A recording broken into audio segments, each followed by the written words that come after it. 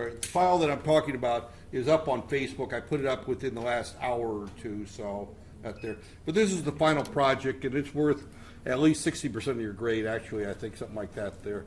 The other 40 is going to come from the other assignment that I signed earlier that week. My Facebook message may have had that reversed. Let me see, what did I say on Facebook? Right there. Right there, Facebook. On Facebook, reload, it doesn't, my Wi-Fi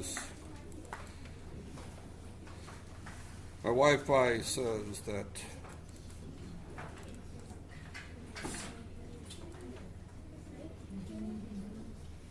Wi-Fi IQO, nope, that's not the one. That there, okay, my Wi-Fi is not working. All right, it doesn't really matter that there. If I said 40, this is worth 40% of the final grade, then I lied to you. It's worth 60% of the final grade. So 10% per each problem. And then the other 40% of your final grade will come from the assignment you submitted earlier in the semester. So forget anything I might have said on a syllabus or anything like that. Syllabuses are designed as a guide that we don't always follow them out there. So your grade is basically 40% is what you submitted about 3 weeks ago, and I haven't graded that. As soon as I get into the into the UniKL e-learning site, which has been down all day, that there I will get grades there. I suspect that the way that assignment was given, and the way that everyone kind of worked together on it, that most of you probably will get 40% for that one, that there, which means that most of you probably won't fail this course. You pretty much guaranteed to pass if you submitted that midterm project that there. And so again, and then whatever you get on this will be added to that. So I may have very high grades in this course. Well, no one complains about that. In this room, nobody will complain. Now, Dr. K or Dr. Halim might complain, but that there. But we won't listen to them, right? That there. Okay. That there. This is actually a very tough final project, final paper, though. That there. Because it's 6 different parts. The hardest part is probably part 1, and then some of the MATLAB questions. That there. Let me go through part 1. First one is, I'm talking about a game called Craps. Now, Craps is a game, the idea of this project is not to teach you how to gamble, but it's to teach you how to use random numbers right there. So, and I actually gave you a website to look at on how to generate a random number generator to simulate the throw of a dice right there. So you have to throw 2 dice. So which means if you throw 1 dice, if you get a random number between 2 and 12, that's not the same as a random number between 1 and 6 added to them together. Because between 1 and 6, you got a equal probability of a 1 as a 6. But if you throw 2 dice, you've only got one combination that you can get a 2, and another combination you can get a 12. That there. If you throw 2 dice, you've got probably 6 different combinations to get a 7. You got a 1 and a 6, a 6 and a 1. You've got a 3 and a 5. There'll be a 3 and a 4, and a 4 and a 3, a 2 and a 5, and a 5 and a 2. So you got 6 different possibilities of getting a 7. And then 7's the most commonly thrown dice or pair that you're going to get. But you're going to see if you did that there. So the game is simply you throw 2 dice. You start the game, I throw 2 dice. If I get a 2, 3, or 12, I'm done. I lost that game. If I throw a 7 or 11, I win immediately. If I throw anything else, 4, 5, 6, 8, 9, or 10, that's my point. And then I keep throwing until I either get a 7, and then I lose, or I get the point value and I win. So that's there. Now, if you play this game and you study probability, you will find, and that's part 2. Part 1 is to go through and play one game at a time, and you just hit the space bar to roll the dex dice up there. And you just show me that, you just simply say that you rolled a 6 and a 5, 11, you win. You roll a 1 and a 3, you lose. and I've got some example outputs of what you should see right there. So that's problem one. And again, what you have to submit is screenshots of playing 4 or 5 games. Hopefully you've got one where you've won, one where you've lost, that type of thing. And you show every roll right there. That's problem one. Problem two is you use everything from part one, but you take out all the print statements. And you put that in a for loop, and you play 1,000 games right there. Now, again, you don't print everything out that there. So all you're going to do is you run the program, and the only thing you're going to see coming out is you've won 48.9% and you've lost 51 point that there. So what you want to show is the percentage of wins versus losses in part two. Now, if the random number generator is working correctly, what you should see is like maybe a 48% win, 49% win, and a 52% loss. That there is what you would normally see right there. And the purpose of this exercise actually is to show if you play craps long enough, you're always going to lose. That there. And I realize that in Malaysia, none of you have gone to casinos that there. You know, I wasn't born a Muslim. I converted 20 years ago. So before 20 years ago, I was 40 years old. I'd been into a number of casinos. And I can tell you that casinos are very luxurious, glamorous places that don't charge admission, and somebody pays for all that glitter and glamour. And that's the people who go in the casino and lose. That there. So you go into a casino with 500 ringgits and you walk out with 0 ringgits in your pocket, you've donated 500 ringgits to that casino in order to make it prettier for the next person to come in and look at. Right there. So casinos make money, and they make money because the games are always stacked against the players. That there. So that's one of the reasons. Even if I had not converted to Islam, I did not gamble before because I took a course in random variables and probability. That there when I was in graduate school, and after taking a course in probability and statistics, you learn you don't gamble. That there. The odds are always against you, and there's something called the law of large numbers. When you do gamble, that means the more you do something, the closer your final percentage is that you'll reach, the true odds. If you did the same simulation and only played 20 games, you might find that you win sometimes and sometimes you lose.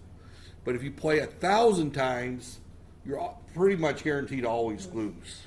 Right there. So that's the idea of part one and part two right there. So this goes back and right there. Again, some people might say that I'm teaching people how to gamble. I'm trying to show you one of the reasons you don't gamble right there. So right there. And I'll be honest, I've played slot machines, I've played craps, and I've always lost in the long run. Sometimes I've gone in there and walked out with a little bit more money than I walked in with.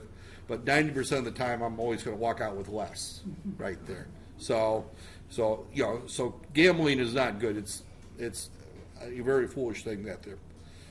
Part three, I just give you a system of equations. They're not in standard form because if you look at the second equation, the first equation is 2x1 plus x2 plus 5x is equal to -1. The second one is x1 plus 6x3 is equal that there's no x2 in there, so you have to, when you do your matrices, you're going to have to account for x2 by putting a 0 in your matrix right there.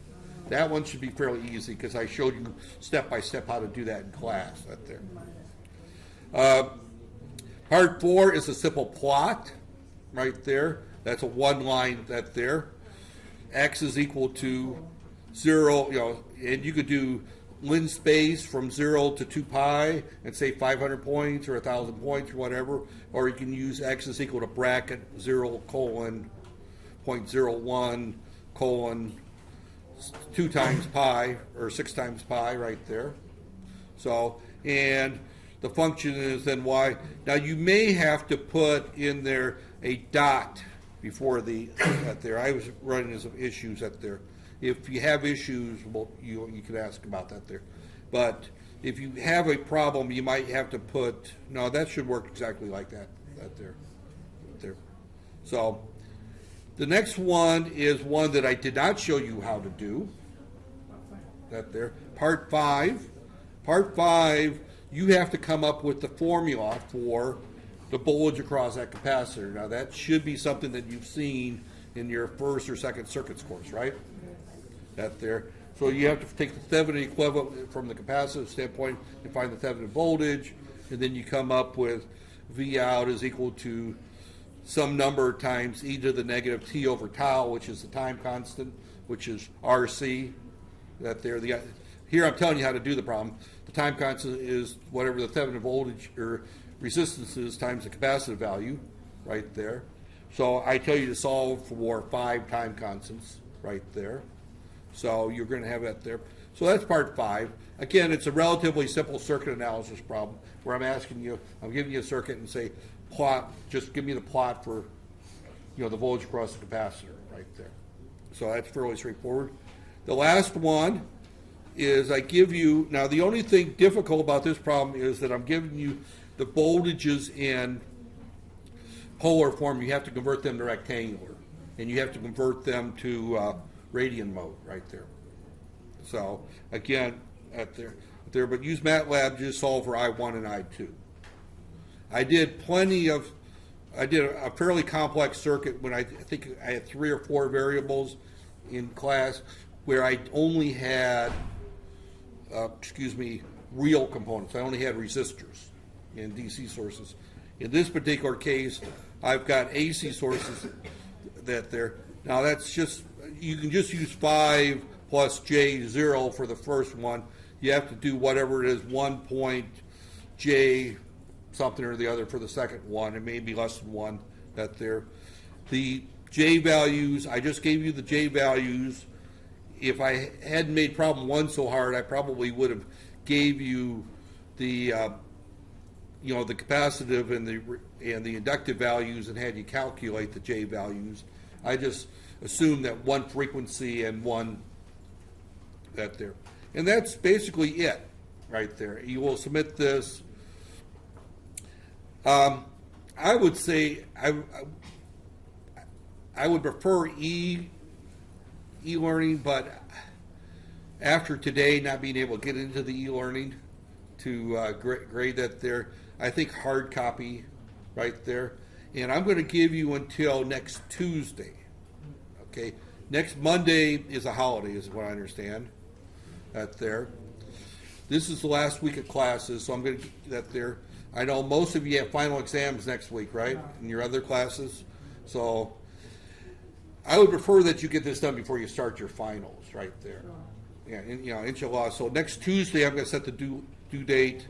My first class on Tuesdays is like 5 p.m. starting next week. That there. So I probably won't be in the morning on Tuesday because I'm here till 7 o'clock at night next week. That there. So, but you can just turn in a hard copy, I'd say, next week at there. I need a submission from each person, that's all. I am not going to set any rules on working individual, and I'm not going to compare, but that there. But, as much as that there. If I really wanted to be a mean, nasty person, I would just simply walk out of the room and say, in the next 2 hours, do all 6 of these and see how well you did. That there. And that would probably be a cruel way. I've done that kind of final exam in this type of class. Yeah, I have done that type of final exam where I would hand out problems like 1, 2, and maybe 6 or something like that. 3 of the problems there, and I would, it'd be 1 person per computer, and then I would just hand them out. And at the end of the hour, you would, turn in what you got working right there. And I make an open book, open notes, whatever. That there, I have just found that I didn't get a very good response because students don't think quick on their feet when given an hour to write 3 programs right there, or an hour and a half to write 3 programs. That there, so that there. So I'm just giving you a week to do this with. Actually a week and a day. You've got 8 days. That there. And again, you'd have a hard copy. Your hard copy is going to include your source code for all these, along with several sample runs, right there. You know, 1 and 2 should be, that's C program, we've been doing that. 3, of course, that's MATLAB. You can just do a cut and paste from the MATLAB command window and just paste that into your Word document. That there. 4, you could then again do a cut and paste or a copy and paste from the command window showing the commands you did, and then do a control print screen to grab the plot and put that into your Word document right there. So that's what you would submit. Part 5 will have a handwritten part, or you could actually do it in MATLAB. You can say R7 is equal to the equations. I would just say do it in MATLAB. It'd be easier that there by hand. So you solve for the equivalent circuit right there.